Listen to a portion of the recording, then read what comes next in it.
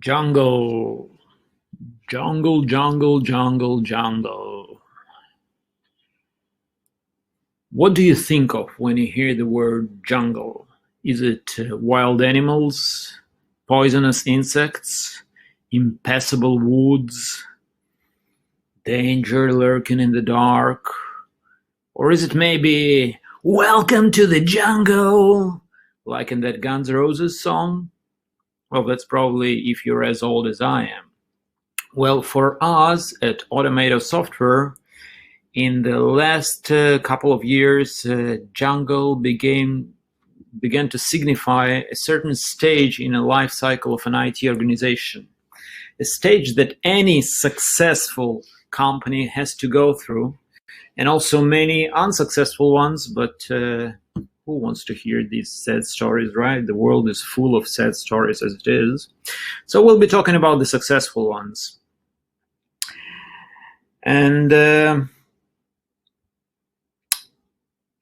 well, how does one get into the jungle? The thing, why am I talking about this, right? So I forgot to mention, I'm a consultant, and we as a consultancy that what we do is we help organizations optimize the way they deliver software, and we often get called in when a company finds itself in a jungle. So let's first see, how do we get ourselves into a jungle? Well, as any great adventure, it all starts on still waters on a sunny day.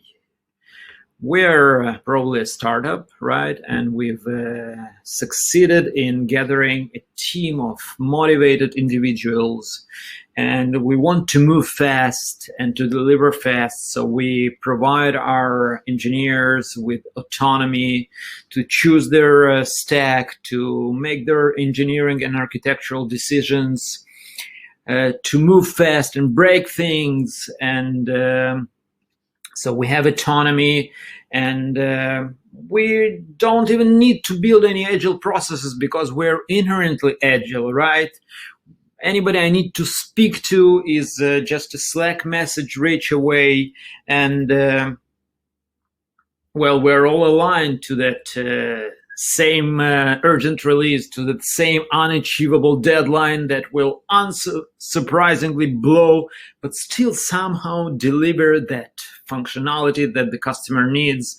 And if it all works out, then in the end, hopefully, we'll succeed, which we all know has a chance of 1 to 10 of happening. But again, we're talking about successes here. We're talking about the good stuff. So we'll have success, and at that point, we'll start experiencing explosive growth. So either we're profitable, or we've won the trust of our investors, and we get another fat round of funding, and we start hiring like crazy. And that's a great feeling, actually, seeing our small forest trip rolling out into a grand adventure with the breathtaking horizons and turbulent powerful streams taking our small boat forward until, as in the jungle movie, it reaches the waterfall and crashes down, and we finally find ourselves in the jungle. Everything happens so fast, and now we're in the jungle. Welcome to the jungle. And what happens in the jungle? We look around and we suddenly see we have all the languages and all the frameworks and all the databases and all the message queues and dozens of cloud services, hundreds of CI jobs, and the technical debt that we were so eagerly accumulating in order to move fast is now piling all around us. So why is being in the jungle so scary? Well, first of all, it's now very hard to do the next thing, because each time we want to choose a tool or a process to do something, it's very hard to decide because everybody wants to use their own. And we spend weeks discussing these decisions, and all this indecision causes a lot of waste, right? And of course, all these components that we've built out are now need to be integrated, and this integration is painful.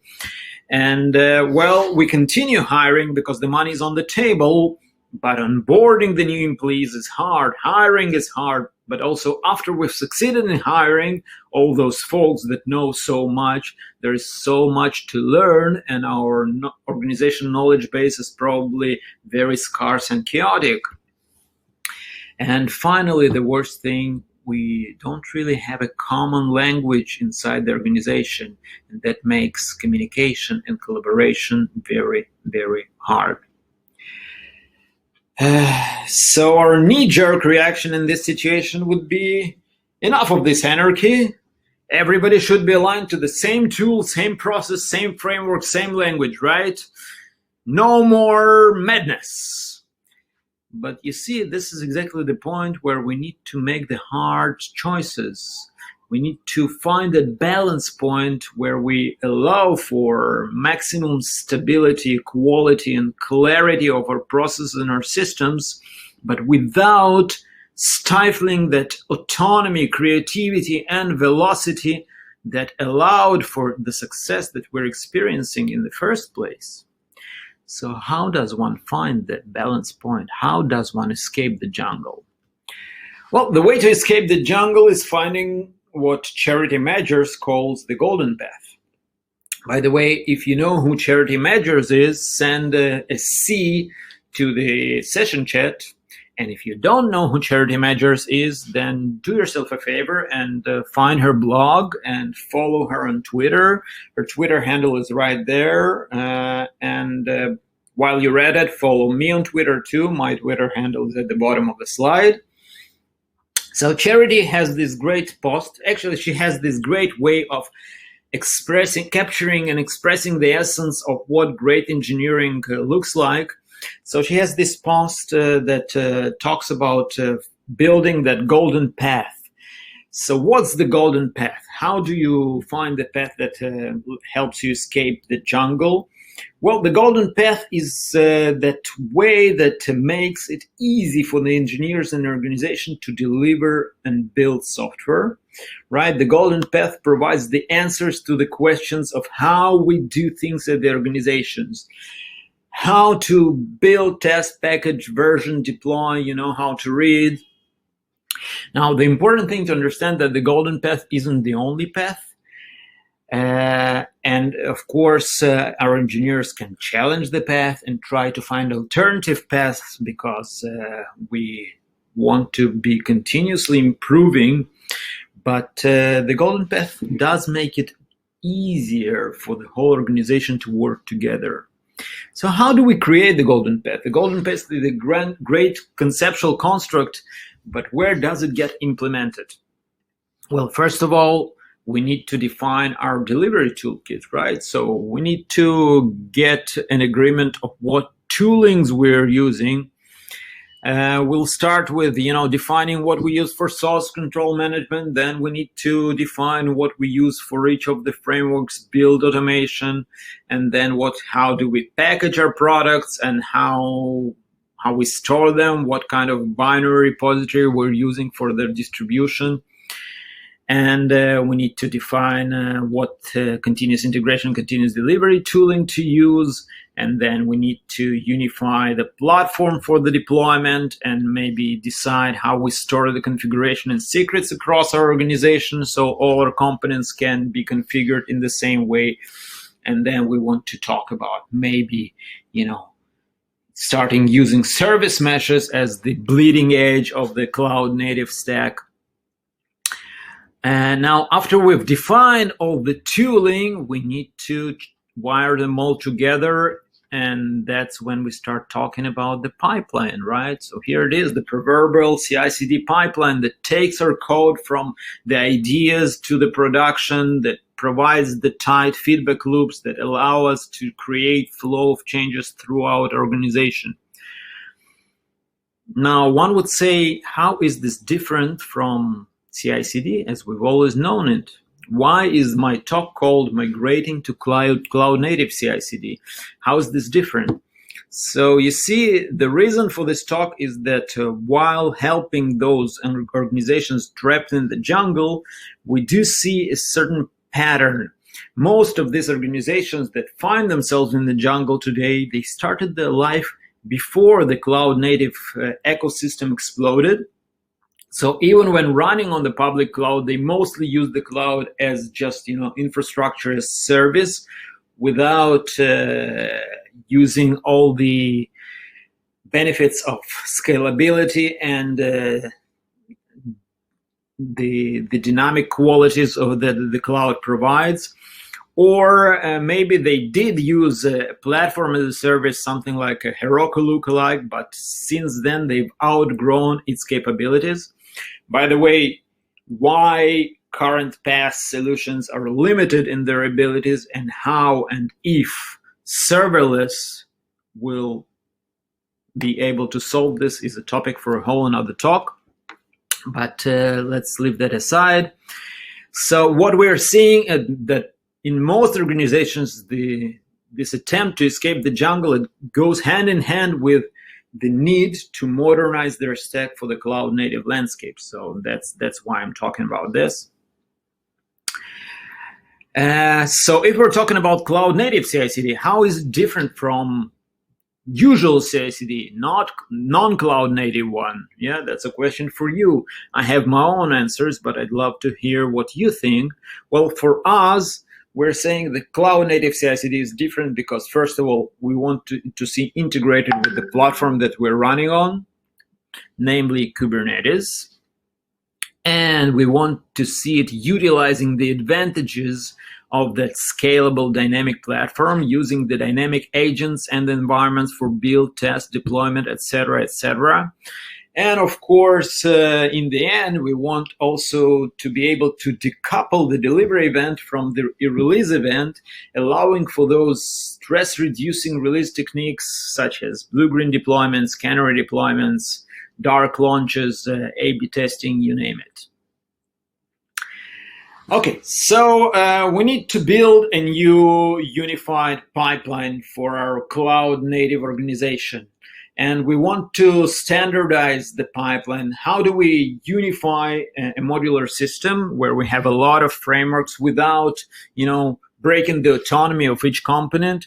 We standardize on an API. So exactly in the same way, when building that unified pipeline for a large organization that's in the jungle right now, we want to build a standard pipeline API, and that's the model that we've seen working quite well for us in the last couple of years. We call it an agent model flow pattern, or an AMF pattern, right? So what am I talking about? Well, I should note that the example here is very much reliant on Jenkins' existing shared library functionality and on its Groovy DSL capabilities. It's definitely possible to implement something like this with other modern YAML-based CI/CD tools that are slowly but surely catching up to Jenkins on their flexibility and capabilities. But still, today, Jenkins, with its Groovy DSL, provides the most flexibility and smarts. Yes, you have to learn Groovy in order to do this. Yes, you'll have to maintain your own infrastructure. These are all very important costs. But again, we're trying to escape the jungle here. The dangers are many, so it may be a worthwhile effort. Okay, so when building that standard pipeline API, first thing we want to ensure that we have a very standard and simple interface for each of our services. So in each of our services, we have a very simple Jenkins file. This Jenkins file here basically just tells us what the name of the service that we're building, how do we tag this release, and here we start defining our agent right here. This is the agent definition. And then we define our model, right, which basically is tied to the product we're building. And then we define our flow, and that's this object that we're calling here, this function called data service pipeline, which receives the definition of the agent and the definition of the model and the definition of the service name and its tag. So then we go to the agent definition. Again, we're using the Jenkins Kubernetes plugin that's very powerful here, that allows us to use a whole Kubernetes pod with all of its containers as our environment for building, testing, and deployment. And here we're using one pod that allows us also to build Java with Maven and deploy the result to Kubernetes with Helm.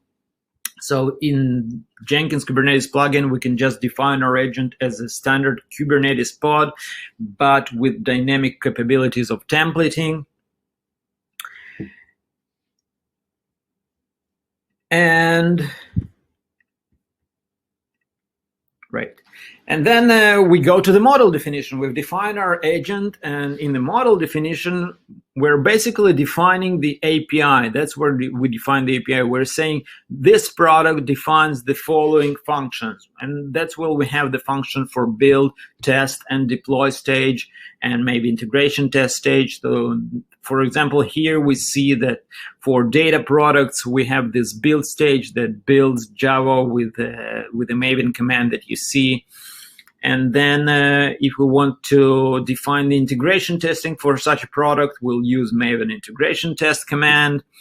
And if here's another product that's a Node.js product, Node.js service, and for it, the build function will look differently. But again, this is the same API that allows for clean definitions of build, test, deploy, and other delivery stages that we want during our pipeline. And then after we've defined the model, we will define the flow, and that will be a declarative Jenkins pipeline that defines the stage and the steps, and in each of the steps will be in the end calling the build and test all the API functions of that model that we've defined earlier. Okay, so that's the AMF pattern for you. Now let's talk a little bit about testing. You see, have you heard about the testing pyramid? If you heard about testing pyramid, send a T to the session chat. If you haven't, well, basically that's the model that says that you should invest the most of effort in your unit test, then a bit of less effort in integration, and even less effort in the end-to-end testing because it provides the least value. But the thing is that with cloud-native CICD, you should probably not invest in end-to-end testing at all.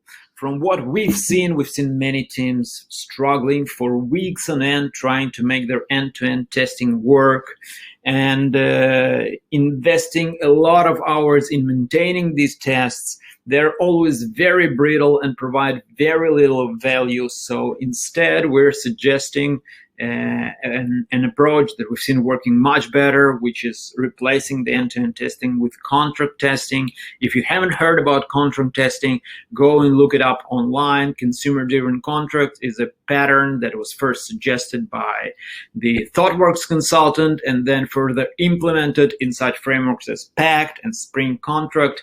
It allows testing our services in isolation, but still ensuring that we're not breaking contracts between them, and they do continue working when deployed together as one system.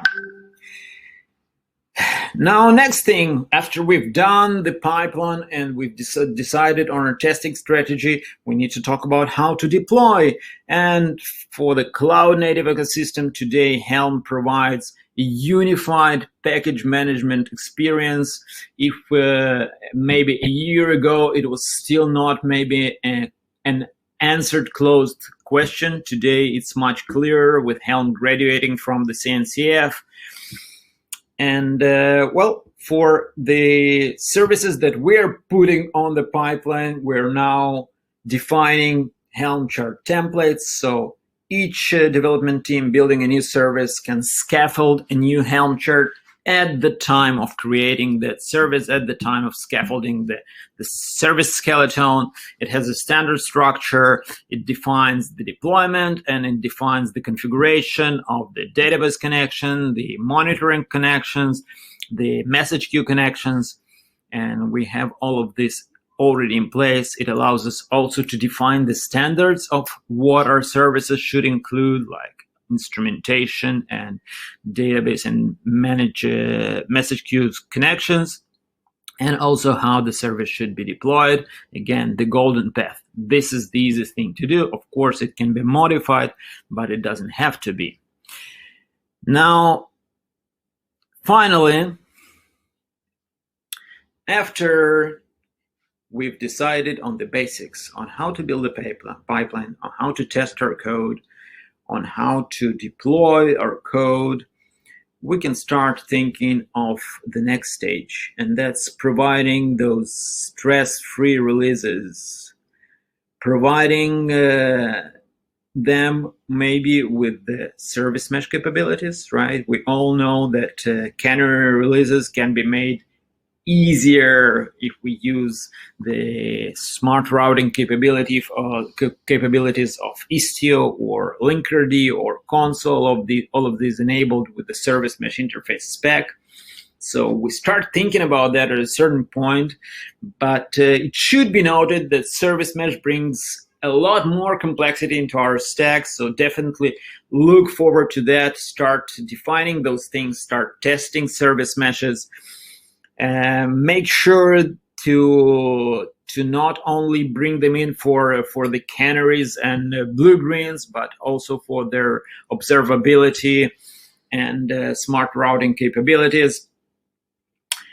Test this on the side. If you really want a nice tool that would allow you to deploy different service meshes and may build performance benchmarks between them, check out Meshery, which is a project of the Layer 5 service mesh community that I'm proud to be a part of. And well, the next thing is, of course, something that many of you have been waiting for. Should I go for GitOps at this stage when building my cloud native CI/CD? Well, GitOps is a great approach. I tend to think it's nothing new. It's basically saying I'm operating my infrastructure based on what Git says. Git is my single source of truth, and I build in the automation to make sure that whatever Git says is the actual reality, right? So it's very easy to say. It's a bit harder to do than to say. And we do have tooling for that today. And the tooling keeps developing, especially now with the Argo project merging with the Flux project from WeWork. So these two main leaders in the GitOps thinking are leading the way, and they're now working together and building something that they call the GitOps agent. Definitely worth looking into that. Still, very early stages of that, and you'll still have to build a lot of your own custom tooling and hooking and processes, especially processes around that. But that's a great direction to put at the end of your path, so that when you get out of the jungle, you'll have something more to do in order not to get back into the jungle. Because one important thing to say is that even when you're out of the jungle, or even when you think that you're out of the jungle, you can always go back. The jungle is always calling. Now, in order to not get back into the jungle, we want to make sure that while we build the golden path, we also build in the map that will show us where to go next. And that map will be allowed by building inside the delivery pipeline, building the metrics, right? So if we're trying to improve the way we deliver software, we need to be able to measure if we're actually improving anything. So we need to start with measuring, the 4 metrics that the Accelerate book recommends us to do, which is lead time, deployment rate, mean time restore and change failure rate. Integrate guardrails such as security scanning and static code analysis. Define test coverage thresholds.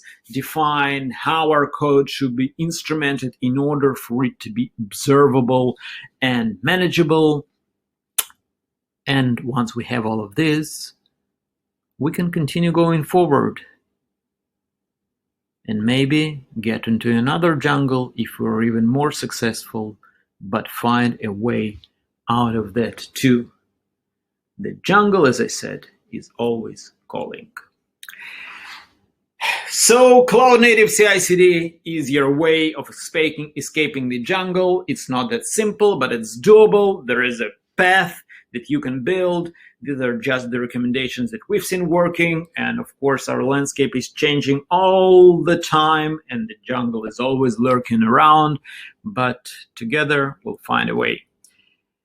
Thank you for listening, and I'll be happy to answer your questions now.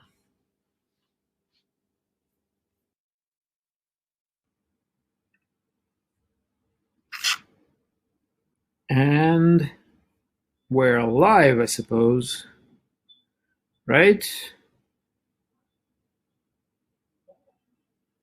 Okay, we're fully live now. Thank you everybody for joining. Thank you for listening.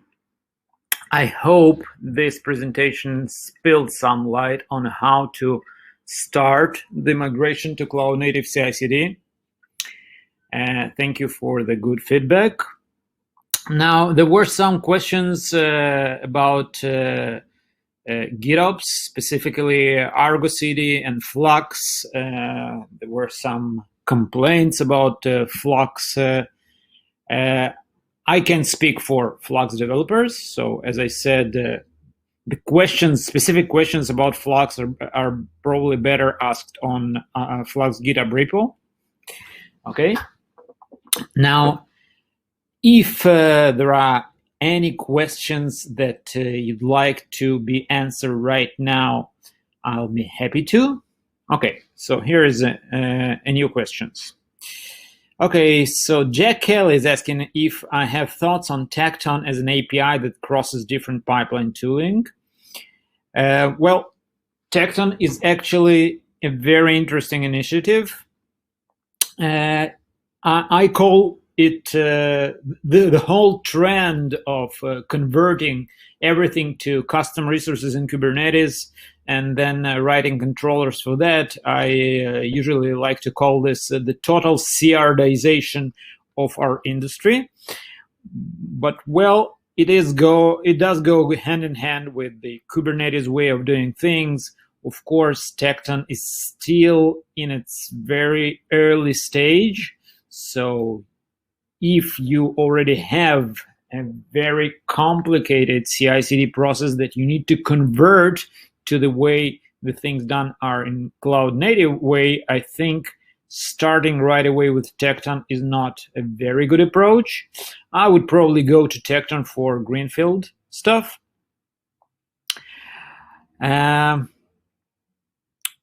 So Asaf Shapiro asks if I can repeat the name of the end-to-end alternative I've talked about. Oh, okay. I was talking about the consumer-driven contract testing. It's a concept. It's an approach, and well, it's implemented by a framework called Pact. And in Java world, there is also Spring Contract library, so you can look into that. Now, Chang Hua Lim is asking if I've tried Jenkins X and how it compares with Tecton. No, we are not working with Jenkins X yet. Jenkins X and Tecton are different from the approach that I've described in the presentation, in that they're totally integrated with Kubernetes. Now, while the total and full integration is important for most of organizations currently in the jungle, what we find ourselves dealing with is a hybrid stack, right? So they don't have everything in Kubernetes, so there's usually a need to support stuff that's outside of Kubernetes. That's why for most of the projects where we've envisioned a need to escape the jungle, we didn't go with those totally integrated tools. Okay, so Felipe Santa Clara is asking, at my company, we're trying to move away from Jenkins, despite the fact we do everything very similar as you presented, but we need to move away from managing our infra. Would you recommend other CI/CD tools? Well, yeah, that's an interesting question. You see, I suppose we do need another industry to start separating CI from CD. So Jenkins was born as a continuous integration server, and the CI field itself is today becoming more and more commoditized. It's becoming much easier to build better continuous integration tools today, and the recent introduction of GitHub workflows is a great example of that, of how Microsoft took the experience of the industry up until now and learned some very important lessons in implementing this. Now, would I recommend? Yes, I would recommend a lot of other CI tools. If you're using the GitLab stack, for it all means go for the GitLab CI. If you're already on GitHub and you don't want to introduce Jenkins, yes, by all means go with the GitHub workflows. You may be missing some of the stuff that Jenkins has, because Jenkins up until now is still the most evolved continuous integration server out there. But on the other hand, you won't have much of the legacy that Jenkins brings with it.